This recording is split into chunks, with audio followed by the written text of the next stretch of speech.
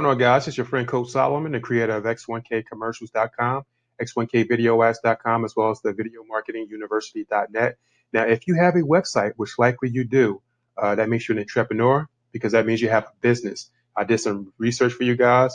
It's extremely valuable, and it's very likely that 90% of the people who are watching this video have never heard of this information. It's not privileged. It's free and out there for everybody to figure out. But I did the research for you guys. I'm going to share it with you. And knowing this type of stuff is pretty much the difference between someone having a successful online business that allows them to work 100% from home and posting to Instagram, Facebook, Twitter, and struggling online for the next 3 years. So let's get right to it. Now, what are the chances do you have of someone making a purchase when they visit your website for the first time? It's important that you know these statistics because it will determine what method that you're using to promote yourself online and to make sure that you're not walking in the wrong direction. Now, what are the chances that you have of someone making a purchase on your website when they visit it for the first time? Where do you stand? Now, this information is extremely interesting, I found. It says the average landing page conversion rate falls around 2.35%. Now, some of you guys are not familiar with these terms, so I'm going to break it down.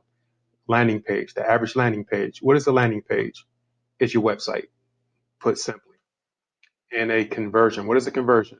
Well, I want people to visit my website and I want them to watch this pretty video made by X1K Commercials.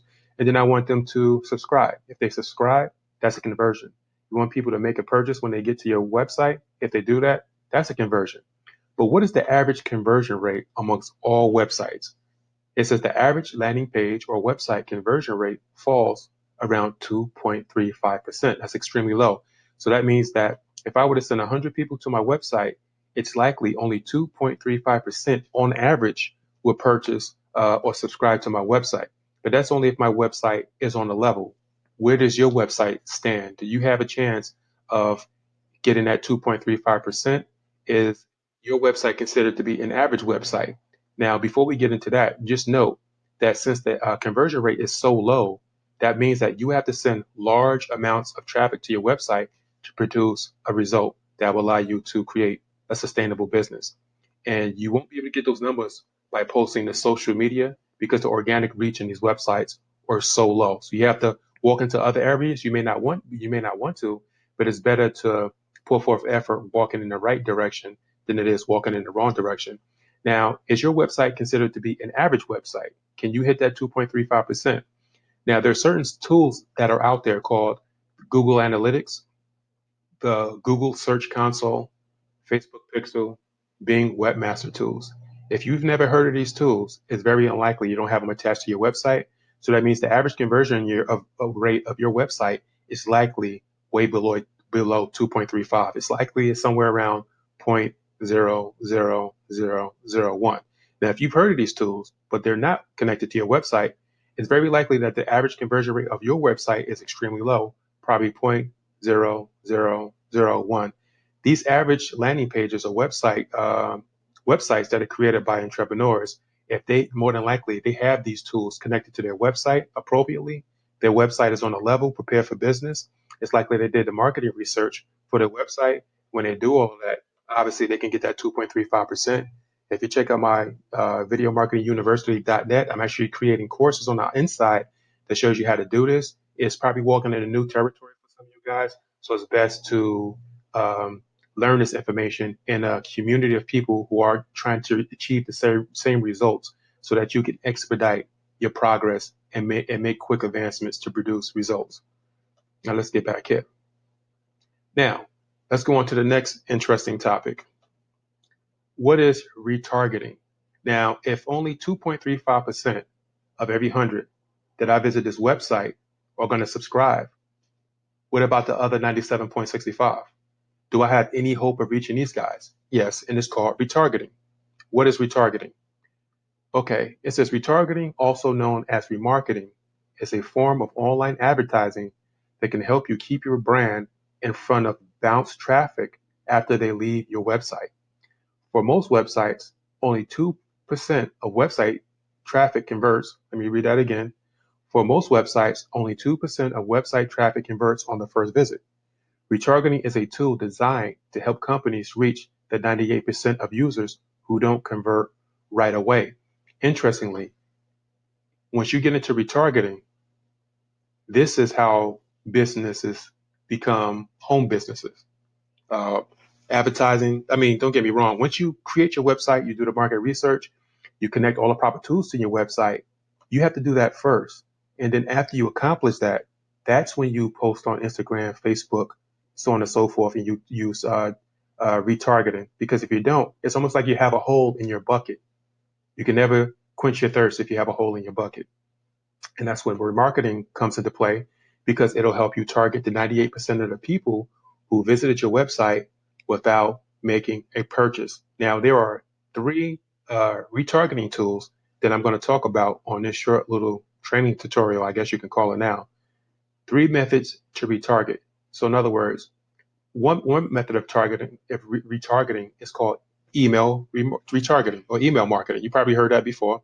So that means that when 100 people come to my website, only 2.35% actually subscribe, and they go on the inside and they watch the next video. I have a product for sale on the inside, right? But because these people subscribed, I can send them emails because they gave me their email address, and I can retarget those people. But how many times do you have to retarget a person before before you make a sale? Well, that brings us to the next point. It's the 7 rule. This is, like I said, this is not new information. This information has been out there for a long time. It's not privileged. You can research this information on your own. It says the marketing rule of 7 states that a prospect needs to hear the advertiser's message at least 7 times before they'll take action to buy that product or service. It's a marketing maxim developed by the movie industry in the 1930s. Studio bosses discovered that a certain amount of advertising and promotion was required to compel someone to see one of the movies. Today, without a clearly defined marketing strategy, nope, to map out how you'll touch that prospect at least 7 times, your odds of success are pretty slim. In fact, today you might need more than those 7 times just to be heard above all the clutter that's in people's newsfeed or field of vision. So now, guys, we're getting the real game. This is the real game in order to create that sustainable business. Um, and you're not going to produce these results, like I said before, posting on social media accounts. When you just have a website and it's not on a level, you don't have the proper tools. It's not you didn't do any marketing research. You fall at 0.001% chance of making a sale. When you hook up your website and you visit the Video Marketing University, and you learn how to hook up your website so that you can make sales. You'll fall in that 2.35%. But that 2.35% is still low. You have to use retargeting to increase your chances of making a sale dramatically.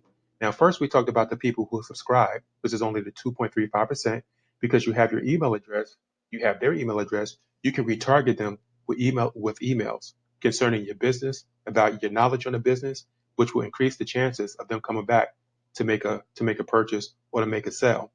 But what about the 98% of the people who visit the website, don't make a purchase, and they just leave? Okay, we're going to get to that. There's 3 methods that you can use to retarget, or at least only 3 I'm going to mention in this short video. Pardon me. Email retargeting. We already discussed that. Next is pixel retargeting. It's a piece of code that you can put on your website. It's actually pretty easy to put on your website.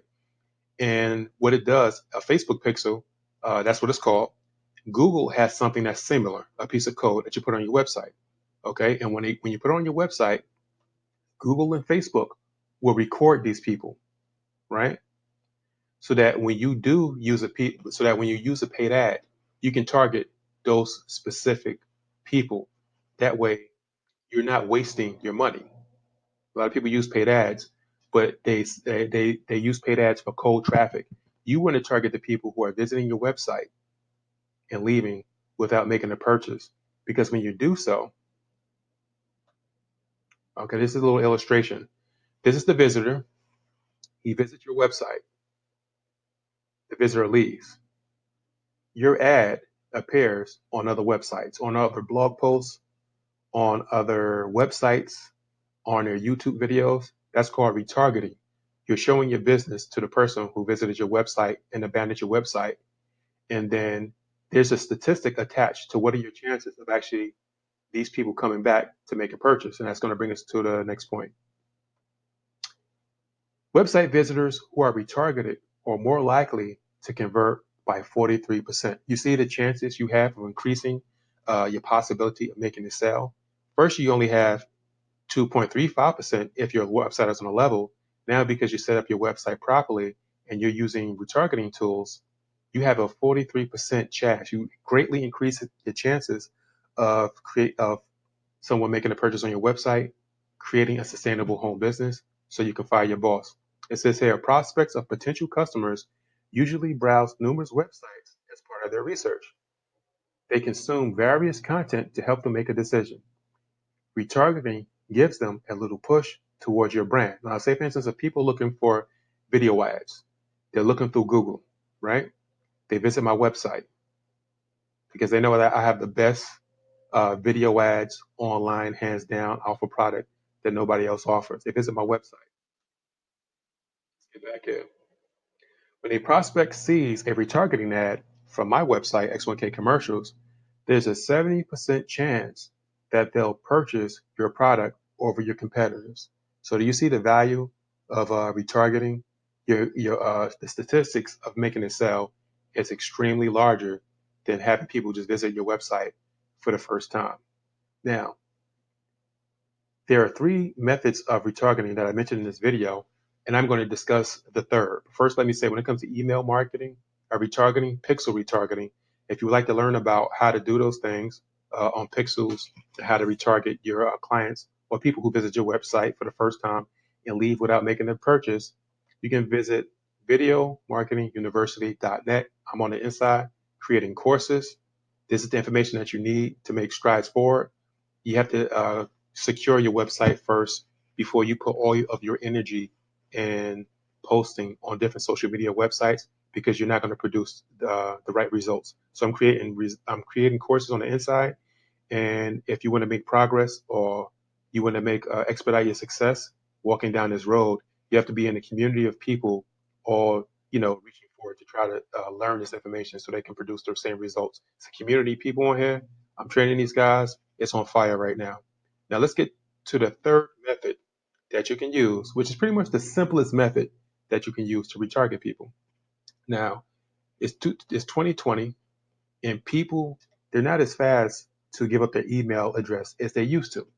Therefore, you have certain social media websites out there, as well as certain entrepreneurs and businesses that have created a modern method to get a person to subscribe and allow you to retarget them. Before, they had to put in an email address. Now, all they have to do is click a link. When people visit my Instagram page and they click this link, it connects them automatically to my Facebook Messenger. Because they're connected to my Facebook Messenger, I'm able to send them emails in the form of messenger messages. When you get a chance, if you want to learn how to use this tool, like I said, this is the simplest way to do it because people aren't giving up their email address anymore.